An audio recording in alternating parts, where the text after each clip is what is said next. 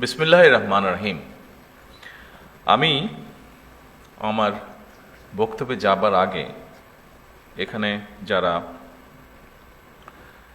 District কমিশনে উপস্থিত আছেন আপনারা সকলেই গতকাল বিকেলে দু একটি জেলা বাদে খুব সম্ভবত গতকাল বিকেলে আপনারা খুব সুন্দর একটা অনুষ্ঠান অনুষ্ঠিত করে এসেছেন। বাচ্চাদের একটি অনুষ্ঠান, স্পোর্টসের একটি অনুষ্ঠান, মোটামুটি সকল ডিস্ট্রিক্ট কমিশনারই ওখানে আপনারা দেখেছেন বাচ্চাগুলোকে যারা পার্টিসিপেট করেছিল এবং যারা দেখতেও এসেছিল অনুষ্ঠানগুলো, যে বাচ্চাগুলো তাদের কি স্পৃহা মনের মধ্যে, তারা এগিয়ে যেতে চায়।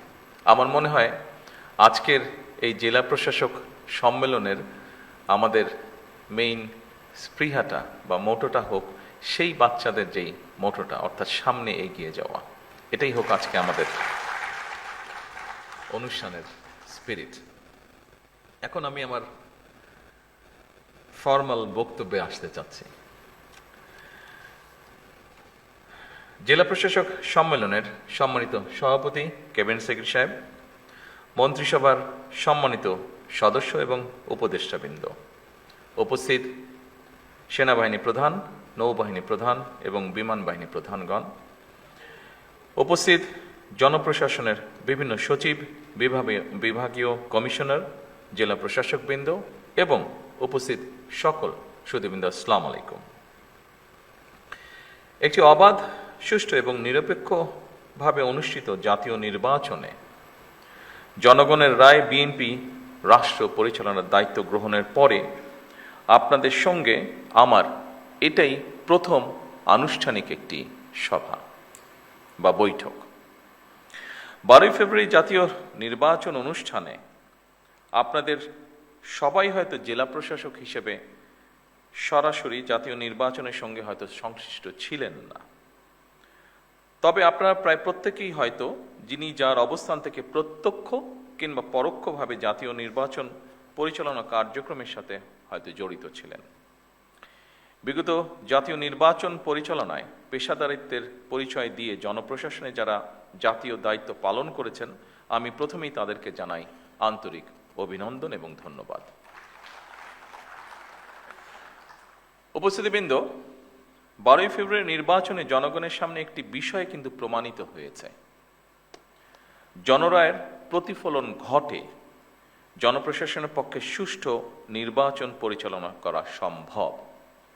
আমি যেটি বলতে যাচ্ছি, জনপ্রশাসন যদি সঠিকভাবে কাজ করে তাহলে অবশ্যই জনগণের রায় যে প্রতিফলিত হয় সেটি আপনারা প্রমাণ করেছেন 12 তারিখের নির্বাচনে। অপরদিকে যদি আপনাদেরকে কাজ করতে না দেওয়া হয় তাহলে কি হতে পারে সেটি আমরা 14, 18 বা 24-এ দেখেছি। আমি সেই ডিটেইলে গেলাম না।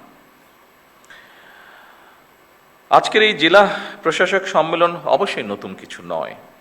এটি জেলা প্রশাসকদের একটি নিয়মিত বাৎসরিক সম্মেলন। আজ থেকে এটি শুরু হবে এবং 6 মে পর্যন্ত এটি চলবে।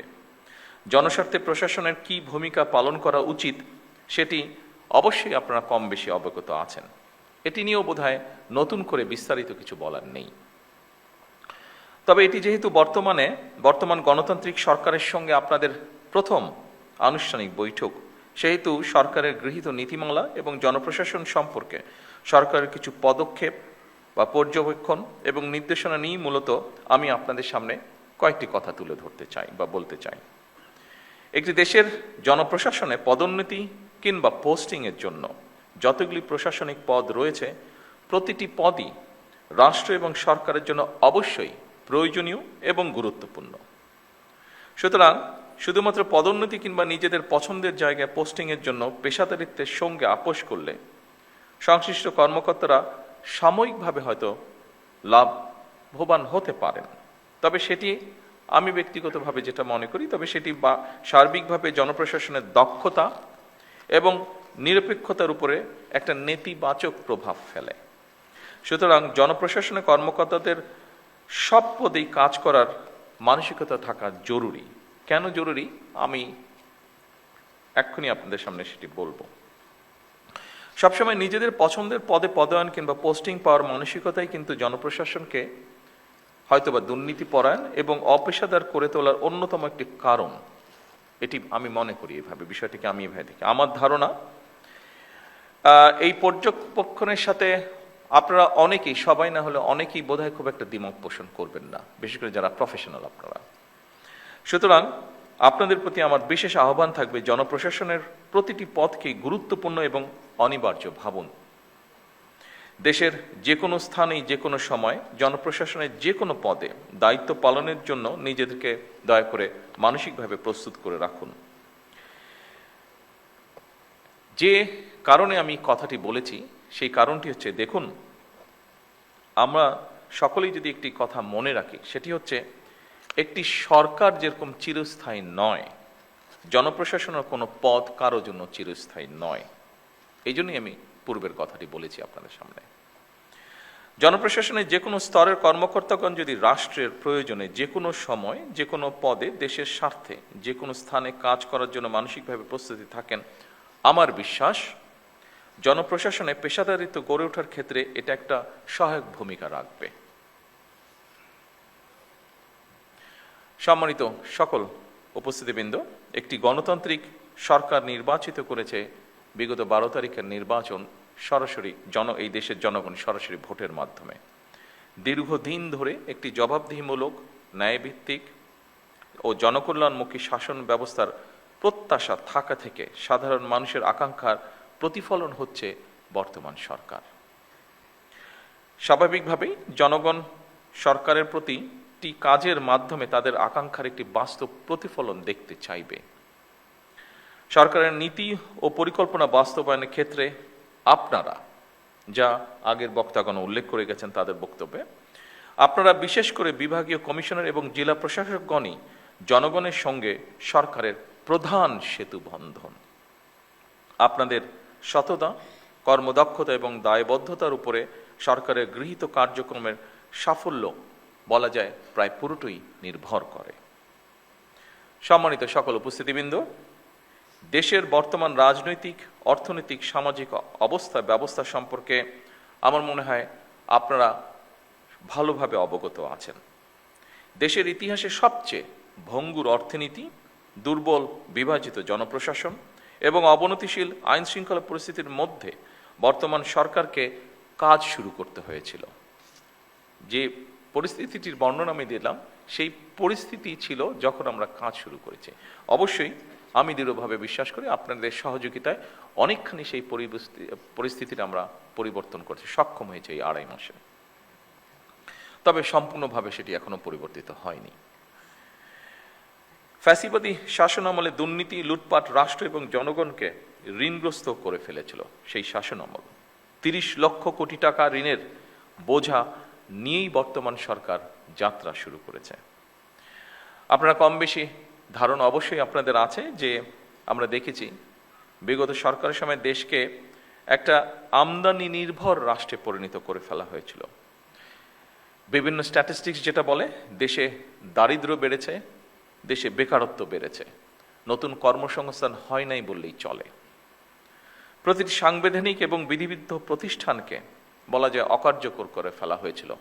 আপনারা মনে হয় তার সবচেয়ে বড় উদাহরণ, যেহেতু আপনার প্রশাসনে বিভিন্ন জায়গায় আছেন, বিভিন্ন জায়গায় কাজ করছেন।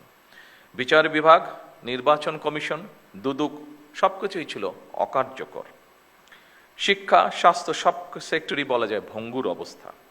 অপরদিকে বর্তমানে যুদ্ধ পরিস্থিতি ও নতুন সরকারের সামনে একটি চ্যালেঞ্জ হয়ে দাঁড়িয়েছে। যুদ্ধ পরিস্থিতি থেকে হয়তো এই মুহূর্তে পৃথিবীর কোনো দেশই রক্ষা পায়নি, সব দেশই কম বেশি এফেক্টেড হয়েছে, বাংলাদেশে এফেক্টেড হয়েছে। তবে জনগণের ভোগান্তি না বাড়িয়ে আমরা সকলে মিলে কিভাবে পরিস্থিতির মোকাবেলা করা যায় সেটি হচ্ছে আমাদের চেষ্টা বা অব্যাহত চেষ্টা সেটা, এবং আপনাদের সহযোগিতায় সেই চেষ্টা আমরা অব্যাহত রেখেছি। ঠিক এই পরিস্থিতি মোকাবেলা করেই কিন্তু বর্তমান সরকার দেশের আবহমান কালের ধর্মীয়, সামাজিক মূল্যবোধের আলোকে একটি ন্যায়ভিত্তিক কল্যাণ রাষ্ট্র প্রতিষ্ঠা করতে চাইছি আমরা, এবং এই লক্ষ্যকে বাস্তবায়নে সরকার দেশের প্রতিটি শ্রেণী পেশার মানুষের জীবন মান উন্নয়নের বিভিন্ন পদক্ষেপের বাস্তবায়ন কাজ শুরু করেছে। সরকার ইতিমধ্যে একটি নীতিমালার ভিত্তিতে জনপ্রশাসন অর্থাৎ আপনাদের মাধ্যমেই কৃষক কার্ড, ফ্যামিলি কার্ড, স্পোর্টসের যে বিষয়টি সহ দেশে ইমাম মুয়াজ্জিম এবং অন্যান্য ধর্মীয় গুরুদেরকেও প্রতি মাসে আমরা সম্মানের যে ব্যবস্থা করেছি সেই কার্যক্রমগুলি শুরু হয়েছে, যা শুরু করেছি আমরা আপনাদের মাধ্যমে। সম্মানিত উপস্থিতিবৃন্দ, দলমত নির্বিশেষে রাষ্ট্র সমাজের প্রত্যেকটা মানুষকে রাষ্ট্রীয় সামাজিক নিরাপত্তা বেষ্টনীর মধ্যে নিয়ে আসাই হচ্ছে আমাদের বর্তমান সরকারের লক্ষ্য। আপনারা বিধিবদ্ধ নিয়ম মেনে জনগণের জন্য সরকারের গৃহীত সেই কর্মসূচিগুলিকে সুচারিতভাবে বাস্তবায়ন করবেন, এটিই কিন্তু জনপ্রশাসনের কাছে সরকারের প্রত্যাশা। সরকারের পরিকল্পনা অনুযায়ী প্রথমে নির্ধারিত এবং নির্বাচিত প্রতিটি সেক্টরের মানুষের কাছে সরকারের গৃহীত বিভিন্ন ধরনের সহায়তা বা সহযোগিতা আপনারা দয়া করে পৌঁছে দেবেন। দেশকে বন্যা খরা থেকে মুক্ত রেখে সরকার সুষ্ঠু পানি ব্যবস্থার মাধ্যমে প্রায় সারা বছর কৃষকদের সেচ সুবিধাও নিশ্চিত করতে চায় এবং এই লক্ষ্যেই সরকার এক্সকাভেটর যেটি আছে, মেশিনটি যেটি আছে, এটার পরিবর্তে জনগণকে যতটুকু সম্ভব সম্পৃক্ত করে সারা দেশে আমাদের যে 20,000 কিলোমিটার খাল খননের পরিকল্পনা রয়েছে আগামী 5 বছর, এই কাজটি আমরা করতে চাইছি। কারণ মেশিনের পরিবর্তে আমরা যদি যতটুকু সম্ভব মানুষকে সম্পৃক্ত করি, আমরা কৃষিপ্রধান বাংলাদেশকে পুনরায় কৃষি বিপ্লবের দিকে নিয়ে যেতে চাই। এর বাইরেও জনগণকে সম্পৃক্ত করা গেলে খাল খনন একটা সাময়িক কর্মসংস্থানেরও কিন্তু ব্যবস্থা হবে বহু মানুষের জন্য। এর বাইরেও জনগণের মধ্যে সামাজিক সংহতি এবং সম্প্রীতি সৃষ্টিতেও এই খাল খনন ভূমিকা রাখবে, যার প্রতিফলন বা যার বাস্তবায়ন আমরা অতীতেও দেখেছি। সেজন্যই আমরা এটি করতে চাইছি। সম্মানিত উপস্থিতিবৃন্দ, একটা বিষয় আমি আরেকটু পরিষ্কার করে আপনাদের সামনে তুলে ধরতে চাই। নির্বাচনী ইশতেহার এবং জনগণের সামনে স্বাক্ষরিত যে জুলাই সনদ, আমরা সেই সকল কিছুর অর্থাৎ আমাদের ম্যানিফেস্টো এবং জুলাই সনদ, এটার প্রতিটি দফা, প্রতিটি অঙ্গীকার পর্যায়ক্রমে আমরা বাস্তবায়ন করতে চাই। আমরা এ ব্যাপারে বদ্ধপরিকর।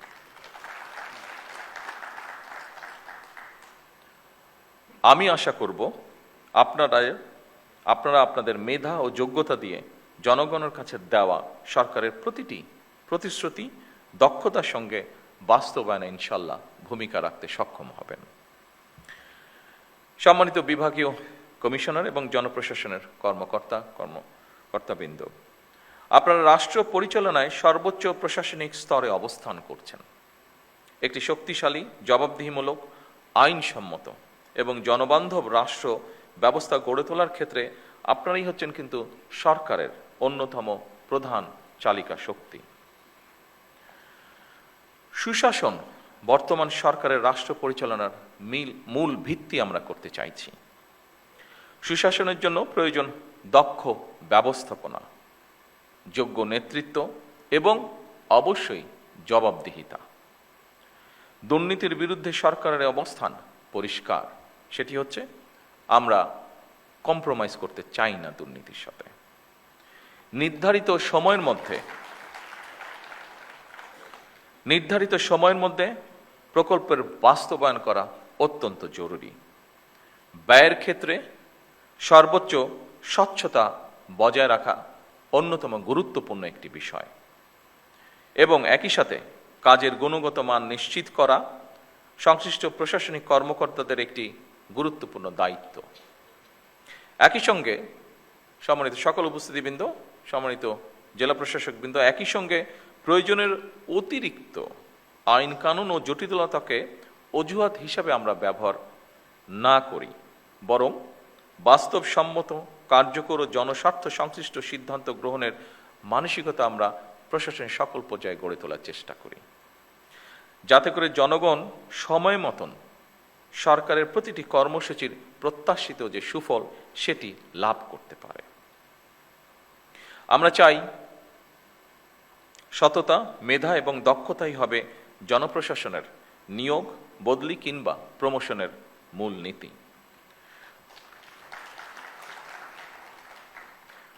স্বচ্ছতা এবং দ্রুততার সাথে শূন্য পদে জনবল নিয়োগ, শক্তিশালী পাবলিক সার্ভিস কমিশন গঠন, বেসরকারি সার্ভিস রুল প্রণয়ন সহ সর্বত্র প্রশাসনিক কাঠামোর কার্যকারিতা ও জবাবদিহিতা নিশ্চিত করতে সরকার কিন্তু দৃঢ় প্রতিজ্ঞ।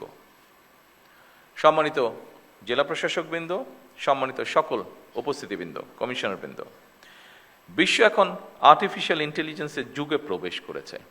এ ব্যাপারে আমরা সবাই ওয়াকিফাল। সুতরাং বৈশ্বিক প্রতিযোগিতায় যদি টিকে থাকতে হয়, তাহলে অবশ্যই জনপ্রশাসনের কর্মকর্তাদেরকেও কিন্তু সময়ের সঙ্গে মোকাবেলায় নিজেদেরকে প্রস্তুত রাখতে হবে। আমি শিওর আপনারা এই ব্যাপারে সচেতন আছেন এবং সে ব্যাপারে নিজেদেরকে প্রস্তুত করে তুলছেন। চতুর্থ বিপ্লবের এই যুগে কৃত্রিম বুদ্ধিমত্তা, অটোমেশন এবং ডিজিটাল প্রযুক্তির মাধ্যমে জনগণের জনপ্রশাসনের কার্যক্রমকে আরও কিভাবে সময় উপযোগী, দক্ষ, স্বচ্ছ এবং জবাবদিহি করা যায়, এটি বোধহয় আমাদের এখন চিন্তা করা উচিত হবে। এবং আমি মনে করি যেহেতু এই আইটি বলেন বা আর্টিফিশিয়াল ইন্টেলিজেন্স বলেন, এইগুলো এগিয়ে যাচ্ছে, আমার মনে হয় আমাদের এই বিষয়ে ডেভেলপ করা ছাড়া বিকল্প কোনো কিছু নেই। সম্মানিত সকল উপস্থিতিবৃন্দ, এই সম্মেলন কেবল আনুষ্ঠানিক মত বিনিময়ের জায়গা হওয়া উচিত নয়, বরং এটি এমন একটি পরিসর যেখানে মাঠ প্রশাসনের বাস্তব অভিজ্ঞতা, সীমাবদ্ধতা, প্রয়োজন এবং উদ্ভাবনী চিন্তা সরাসরি জাতীয় পর্যায়ে সিদ্ধান্ত প্রক্রিয়ায় প্রতিফলিত হতে পারে বা হওয়া উচিত। আপনারা মাঠ পর্যায়ে সরকারের প্রশাসনিক অ্যাম্বাসেডর। দ্রব্যমূল্য নিয়ন্ত্রণ, বাজারের শৃঙ্খলা বজায় রাখা, কৃষকের ন্যায্য মূল্য নিশ্চিত করা অত্যন্ত জরুরি।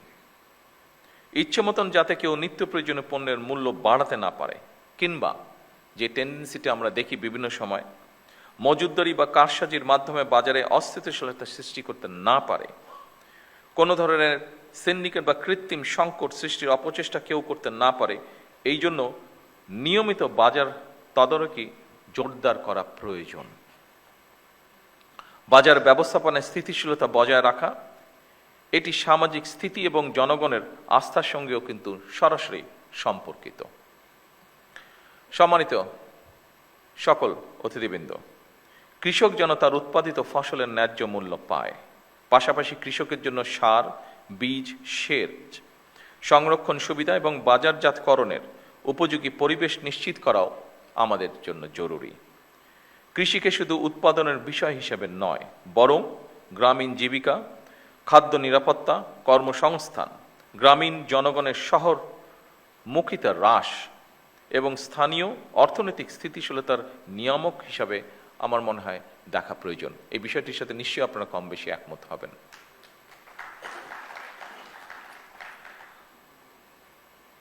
সম্মানিত উপস্থিতিবৃন্দ, মোবাইল কোর্ট পরিচালনা কার্যকর, নিয়মিত এবং দৃশ্যমান করা প্রয়োজন।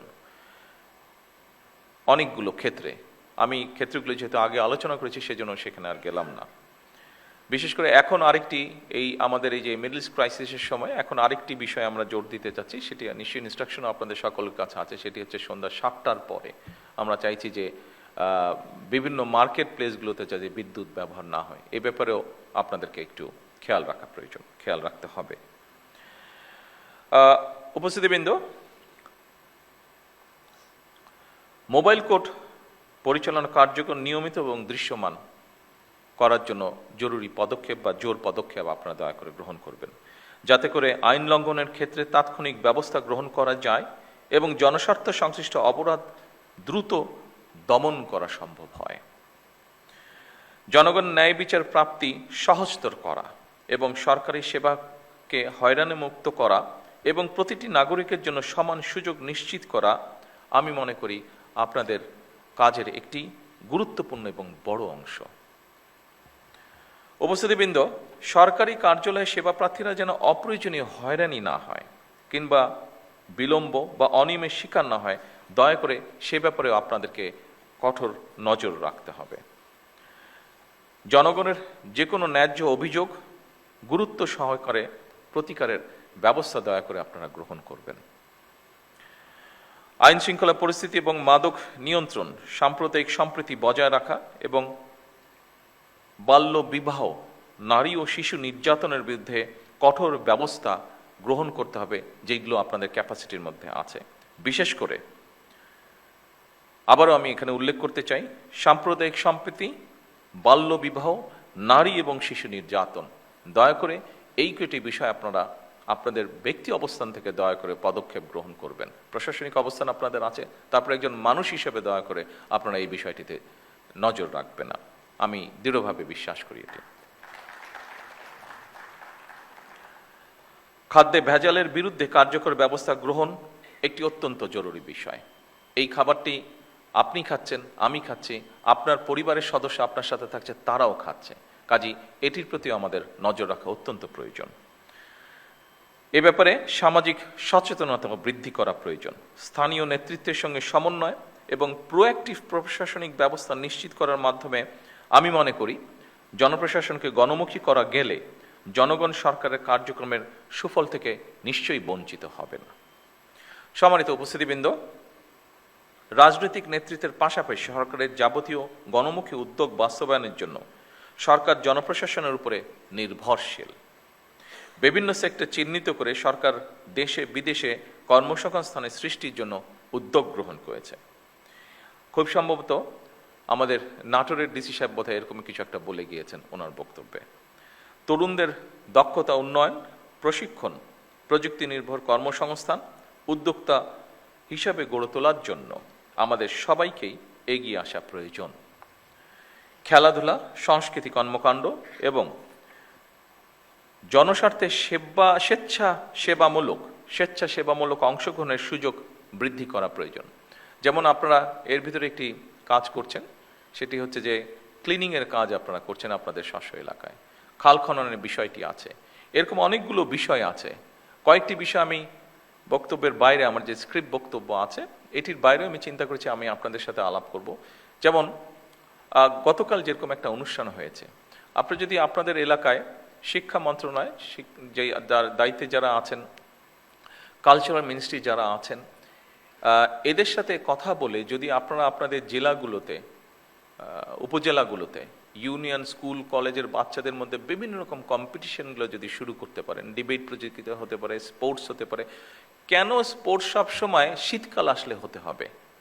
কেন অন্য সময় স্পোর্টস হতে পারবে না? কেন কালচারাল অনুষ্ঠান ওই 26শে মার্চে হতে হবে, 16 ডিসেম্বর হতে হবে, 21শে ফেব্রুয়ারিতে হতে হবে স্কুল পর্যায়ে? কেন এটা হতে হবে? কেন আমরা এটা চেঞ্জ করতে পারবো না? কেন সারা বছর হতে পারবে না? এর বাইরেও আপনারা এখানে আমাদের কৃষি সচিব আছেন, রফিক সাহেব আছেন, রফিকুল ইসলাম, উনি বগুড়ায় ডিসি হিসেবে, জেলা প্রশাসক হিসেবে দায়িত্ব পালন করছেন। সেই সময় আমরা একটা অনুষ্ঠান করেছিলাম। বছরের 2-1টি সময় আমরা শহরের একটা অংশের ভিতরে আমরা বিভিন্ন রকম ফেয়ার করেছিলাম। যেমন ধরেন মহিলারা বিভিন্ন জিনিস অনেকেই ঘরে বসে বানায়, সেটার একটা ডিসপ্লের মতন আমরা করেছিলাম, অর্থাৎ মিনা বাজার সর্ট অফ। কালচারাল অনুষ্ঠান হতে পারে। আমাদের শিল্পকলা একাডেমি আছে, মোটামুটি অনেক জেলাতেই আছে। যেই জেলাগুলোতে নেই সেখানে জেলা পরিষদের বিল্ডিং আছে, সেখানে অডিটোরিয়াম আছে। অর্থাৎ একটা সবসময় সারা বছরই কম বেশি সপ্তাহে যদি একটা অনুষ্ঠানও থাকে, তাহলে মানুষের যাবার জায়গা থাকে। আপনি এইগুলো কাজের মাধ্যমে আমরা যেটা দেখছি এখন, যে আমাদের তরুণ সমাজ বিভিন্ন অন্য বিষয় যেটা প্রত্যাশিত না, এরকম অনেক কিছুর সাথে ইনভলভ হয়ে যাচ্ছে তারা। আমরা যদি আমাদের ছেলেমেয়েদেরকে এরকম খেলাধুলা বলেন, সংস্কৃতি বলেন, এই ধরনের বিষয়গুলোতে আমরা ধীরে ধীরে ইনভলভ করতে পারি, তাহলে আমার মনে হয় তারা এইগুলা থেকে আস্তে আস্তে সরে আসবে। তাদেরকে তো আমাদের অপশন দিতে হবে যে তারা যে একটা 16 বছর 20 বছরের ছেলে বা মেয়ে, তার ভিতরে যে এনার্জিটা আছে, মানসিক এবং শারীরিক এনার্জিটা আছে, এটাকে তো বার্ন করার আমাকে জায়গা দিতে হবে। আমি যদি সেই এভিনিউটা তাকে না দিই, স্বাভাবিকভাবেই সে অন্য কিছুতে ইনভলভ হয়ে যাবে। সেজন্য আসুন এইভাবে আমরা সমাজকে কিন্তু বদল করতে পারবো। আপনাদের এলাকায় বিভিন্ন, যেমন আরেকটি জিনিস আমি বলতে চাচ্ছিলাম, এটা আমি আলাপ করতাম আমি সিনিয়র মিনিস্টারদের সাথে, এবং আলাপ করে এটা ঠিক করতে চাইছিলাম। আমরা যেরকম 21শে পদক দিই, 26শে মার্চ পদক দিই, আপনাদের ডিস্ট্রিক্ট কিন্তু এরকম অনেক ঘটনা ঘটে। যেমন একটা ছেলে, সে উদাহরণ হিসাবে বলছে, একটা মানুষ হয়তো হঠাৎ করে পুকুরে পড়ে গিয়েছে, বা একটা পশু একটা পুকুরে পড়ে গিয়েছে, একটা মানুষ নিজের রিস্ক নিয়ে ওই মানুষটাকে, যে পড়ে গেছে তাকে রক্ষা করলো। একটা জীব পড়ে গিয়েছে, তাকে একটা মানুষ উদ্ধার করলো ওখান থেকে, অথবা ঝড়ে একটা গাছ পড়ে রাস্তা বন্ধ হয়ে গেছে, গ্রামের মানুষ হাঁটাচলা করতে পারছে না, কয়েকটা ছেলে মিলে সুন্দর করে গাছটাকে সরিয়ে রাস্তাটাকে আবার ঠিক করে দিল। অর্থাৎ এইরকম সামাজিক ভালো কাজ যেগুলো, এই কাজগুলোকে যদি আপনারা এনকারেজ করেন এবং তারপরে যদি আপনারা আমাদেরকে পাঠান, আপনারা যদি সেন্ট্রালে পাঠান, আমাদেরকে সেন্ট্রালে পাঠান, তখন জাতীয়ভাবে হয়তো আমরা এরকম ব্যবস্থা গ্রহণ করতে পারি। ম্যাট্রিক পরীক্ষা হচ্ছে, ম্যাট্রিক পরীক্ষা আমরা জানি বিভিন্ন সময় অনেক সময় অনেক ইনসিডেন্ট ঘটে থাকে। বাট আমরা যদি এরকম করি যে ঠিক আছে, আমরা ধরেন আপনার উপজেলা, নাটোর জেলায় সব মিলে আমরা 3 জন বা 5 জন টিচার সিলেক্ট করব যারা ভালো পারফর্ম করেছে, তখন আপনি যদি নামগুলো পাঠান, তখন আমরা সরকার থেকে তাকে একটা রিওয়ার্ড দেওয়ার বা অ্যাওয়ার্ড দেওয়ার কিছু একটা আমরা ব্যবস্থা করব। এই ধরনের বিষয়গুলো যদি আপনারা চিন্তা করেন, ফলে হবে কি, দেখুন এই সমাজে, এই দেশে তো আমরা সকলে মিলেই বাস করছি। আমরা নিজেরই যখন পারিবারিক লেভেলে আলোচনা করতে বসি, আমরা যখন বন্ধুবান্ধব সামাজিক লেভেলে আলোচনা করতে বসি, আমরা অনেক বিষয় নিয়ে আলোচনা করি আমরা, যেগুলো আমাদেরকে কিছু ডিপ্রেস করে ফেলে, আমরা কিছু ফ্রাস্ট্রেশন এক্সপ্রেস করি আমাদের। কিন্তু আমরা সকলে মিলে যদি এইরকম কিছু কিছু জিনিস চালু করতে পারি, নিশ্চয়ই আমরা পরিবর্তন কিছুটা করতে পারবো, আস্তে আস্তে করতে পারবো। যে কোনো পরিবর্তনই তো একদিনে হবে না, 1 মাস 6 মাস 1 বছর হবে না। কিন্তু আমরা যদি, আমার ধারণা এটা, আমি যেহেতু অনেকদিন আমাকে বাইরে থাকতে হয়েছে, আমি দেখেছি সেই সব দেশে এরকম প্র্যাকটিস করে তারা, এরকম ছোট ছোট জিনিস হতে থাকে যেগুলো সমাজে অনেক ভ্যালু অ্যাড করে। কাজেই আপনারা যদি এই উদ্যোগগুলো গ্রহণ করেন, আমরা এখান থেকে আপনাদেরকে সাপোর্ট দিতে পারবো ইনশাল্লাহ। আমরা চাই এই জিনিসগুলোকে। আমি কিছুদিন আগে ইনফরমেশন মিনিস্টার সহ, সেক্রেটারি সাহেব সহ আমরা আলাপ করছিলাম যে আমরা দেখছি সোশ্যাল মিডিয়াতে অনেক কিছু আমরা দেখছি, আমরা সমাজে আমাদের চোখেও দেখছি। আমরা যখন ছোট ছিলাম, আমরা যখন স্কুলে পড়তাম, আমরা তখন দেখেছি অনেকগুলো সোশ্যাল ভ্যালুস ছিল, রিলিজিয়াস ভ্যালুস ছিল আমাদের, বাট এখন কিন্তু সেগুলো ভেরি মাচ অ্যাবসেন্ট, আমরা দেখছি না। কাজেই ওই জিনিসগুলোকে আস্তে আস্তে আমরা কেন ফিরিয়ে আনতে পারবো না? মানুষের প্রতি মানুষের শ্রদ্ধা, মানুষের প্রতি জীবের প্রতি দয়া, প্রকৃতির প্রতি দয়া, এরকম ধরনের জিনিসগুলোকে কেন আমরা আস্তে আস্তে ছোট ছোট ঘটনার মাধ্যমে কেন আমরা আবার সামনে আনতে পারবো না? আমরা যদি এরকম আস্তে আস্তে আনতে থাকি, নিশ্চয়ই আমরা সমাজে একটা পরিবর্তন করতে সক্ষম হব। এবং এই চেষ্টাটা আমাদের সকলে মিলেই করতে হবে, কারণ এই চেষ্টাটা এই জন্যই করতে হবে কারণ আমরা সকলে মিলেই কিন্তু এই দেশটার মধ্যে বসবাস করছি। দেশটা বেটার হলে আমরা বেটার থাকবো, দেশটা খারাপ হলে আমরা খারাপ থাকবো, এটাই। সম্মানিত সকল উপস্থিতিবৃন্দ, আমরা একটি প্রযুক্তি নির্ভর, জ্ঞানভিত্তিক এবং নৈতিক রাষ্ট্র গড়তে চাই, যা আপনাদের সামনে এতক্ষণ আমি আমার নিজের কথাটি বলার চেষ্টা করেছিলাম। আমার মনে হয় আমরা যদি সেটি করতে সক্ষম হই, তাহলে এই যেই লাইনটি আমি পড়লাম, নিশ্চয়ই একসময় গিয়ে আমরা সেটি করতে সক্ষম হব। যেখানে ধর্ম, বর্ণ, মত বা রাজনৈতিক পরিচয়ের ভিত্তিতে বৈষম্য থাকবে না। এখানে একটি শব্দ লেখা আছে উপস্থিতিবৃন্দ, আমি জানি কেউ আমার সাথে এগ্রি করবেন, কেউ আমার সাথে এগ্রি করবেন না, আমি যেটা বিলিভ করি আমি সেটাই বলছি।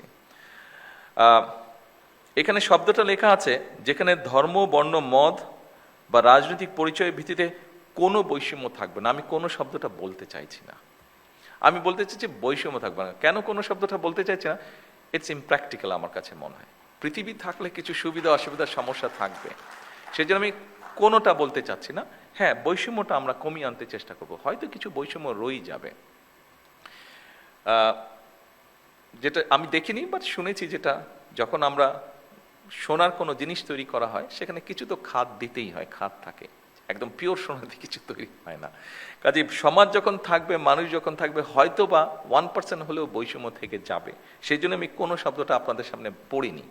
কেন পড়িনি? যেহেতু এখানে আছে, আমার কাছে মনে হয়েছে বোধহয় সকলের সাথে আমার ওপিনিয়নটা শেয়ার করা উচিত, সেজন্যই আমি আপনাদের সামনে তুলে দিলাম কোনো শব্দটা কেন আমি উচ্চারণ করিনি।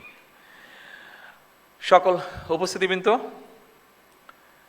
আসুন, জাতীয় ঐক্যই হচ্ছে আমাদের সবচেয়ে বড় শক্তি। আমাদের মধ্যে মতভেদ থাকতে পারেই, মতভেদ থাকাটাই আমাদের মধ্যে স্বাভাবিক, কিন্তু দেশের স্বার্থে, আমি ব্যক্তিগতভাবে একজন রাজনৈতিক কর্মী হিসাবে দেশের স্বার্থে আমি বিশ্বাস করি সবার আগে বাংলাদেশ। সম্মানিত সভাপতি, সম্মানিত মন্ত্রী পরিষদের সদস্যবৃন্দ, সংসদ সদস্যবৃন্দ, উপস্থিত সকল সদস্যবৃন্দ, আমি আনুষ্ঠানিকভাবে জেলা প্রশাসক সম্মেলন 2026-এর সাফল্য কামনা করছি এবং এই সম্মেলনের আনুষ্ঠানিক উদ্বোধন ঘোষণা করছি। আসসালামু আলাইকুম।